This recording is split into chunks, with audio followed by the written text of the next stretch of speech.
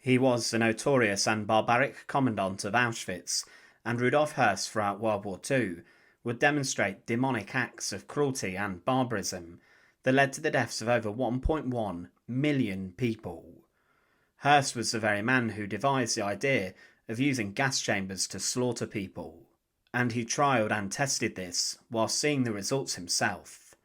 He personally witnessed those gasping for air as the gas was placed in, and Höss was a man who was very proud of his destructive actions. He admitted this at the Nuremberg trials and claimed he had even more victims. But who was his first victim? Shockingly, this did not take place during World War II, and he had been a killer in the decades before the conflict. In this video we look at the Commandant of Auschwitz's first murder. To support our channel, please make sure to subscribe. Rudolf Höss throughout World War I served whilst being a teenager, and he was the youngest non-commissioned officer in the German army. He rose throughout the ranks and was wounded a number of times, and even commanded a cavalry unit. After the end of the First World War, Höss returned to Germany, and he completed his secondary education, and he then joined many of the nationalist groups which were emerging inside of Europe at the time. In the aftermath of the war, there were a number of right-wing groups, many made up of armed First World War veterans, such as the Freikorps, and Rudolf Höss was a member of this group. One of these groups was based in the Baltic, and the Freikorps conducted some ruthless actions there. Höss later claimed about this that, I quote, "The fighting in the Baltic states was more savage and more bitter than any I had experienced in the First World War. There was no real front, for the enemy was everywhere. When it came to a clash, it was a fight to the death, and no quarter was given or expected. Houses were set on fire and burned the occupants to death.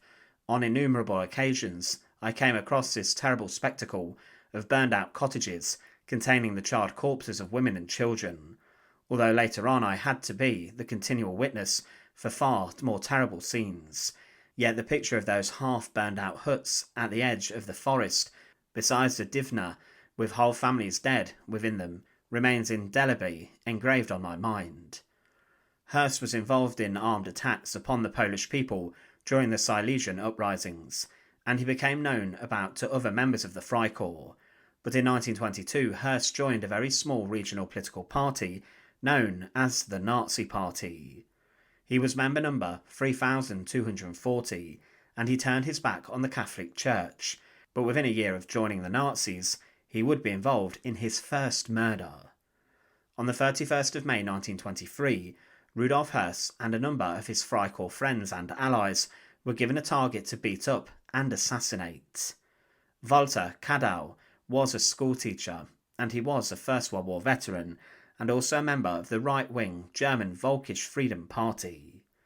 He was accused of being involved in betraying a German nationalist known as Albert Leo Schlageter, who was handed over to the French occupation authorities in the area of the Ruhr. Schlageter was executed by the French, and the Nazis saw him as a martyr. It's not known whether Walther Kadow did this or not.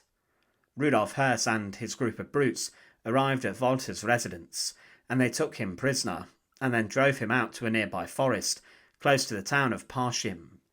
Kadow was then thrown out of the vehicle, and the brutes, including Rudolf Höss, began to beat the schoolteacher badly. They beat him so ferociously that he was killed. It has also been considered that Kadow's throat was slit, and his body was then dumped. Rudolf Höss was one of the ringleaders of this, and he later took responsibility and blame for the murder, as he was technically the group's leader. Now, interestingly, the man who ordered this hit upon the teacher was none other than a farm supervisor by the name of Martin Bormann, a man who throughout the Third Reich and the Nazi Party's stranglehold over Germany became immensely powerful. Bormann, of course, became the private secretary to Adolf Hitler, and he was a gatekeeper to Hitler, and he controlled the Führer and dictator's diary, and who could see Hitler and who could not. He was the one who ordered the attack that Höss and his cronies carried out. Murder was ordered specifically by Bormann. After the attack, as mentioned, Höss took responsibility for this to spare the others, and he was taken to trial for his actions. He was sentenced in March 1924 to 10 years in prison, and Martin Bormann was to be imprisoned for a year for his actions. Rudolf Höss was locked up inside of Brandenburg prison, and whilst there he was considered by the guards as a model prisoner. He was a young man, and despite having carried out his first murder, the guards allowed him a number of privileges. He was allowed to keep his light on in his cell well after lights out at 10 p.m, and was also allowed to write letters to his family more often than others.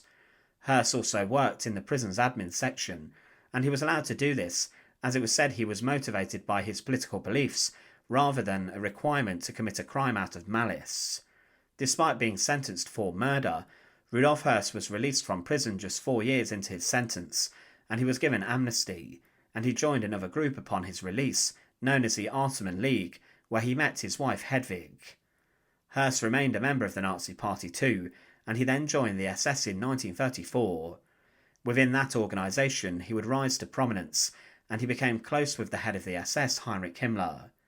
Himmler and Höss had previously been friends, and Höss then began to work inside the concentration camps.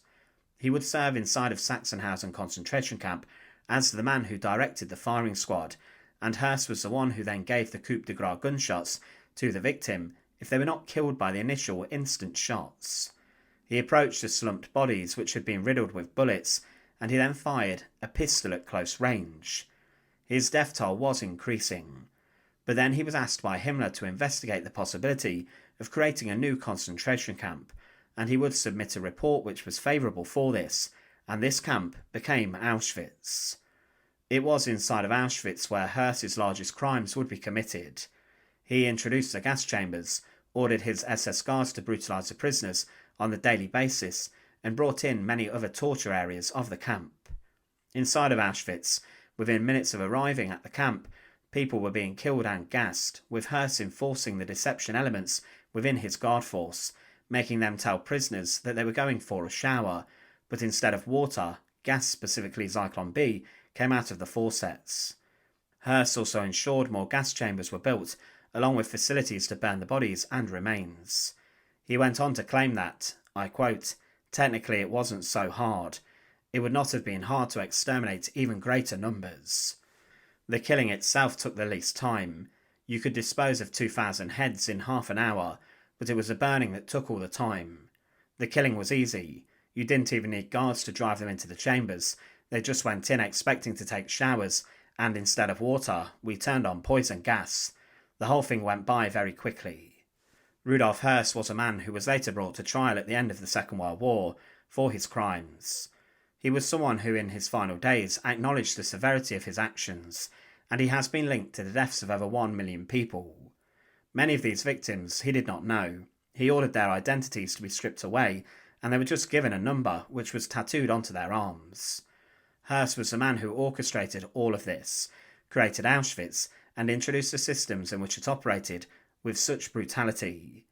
He had the blood of 1.1 million people on his hands, and this doesn't include the victims he had inside of Sachsenhausen either, as he oversaw the execution squads.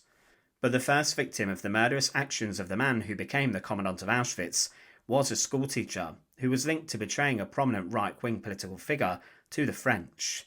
Walther Kadow was subjected to a harrowing ordeal at the hands of Rudolf Höss and his Nazi accomplices, and they were ordered to carry out the attack by a man who became Hitler's private secretary. Interestingly, Martin Bormann was also a former student of Kadow, so maybe he had a deep grudge for him. Nevertheless, that man was the first victim of Rudolf Höss. Höss was, at the end of the war, sentenced to death for his crimes, and he was executed within the grounds of Auschwitz on a specially constructed gallows. Thanks for watching. To support our channel, please make sure to subscribe, and once again, thank you so much for watching.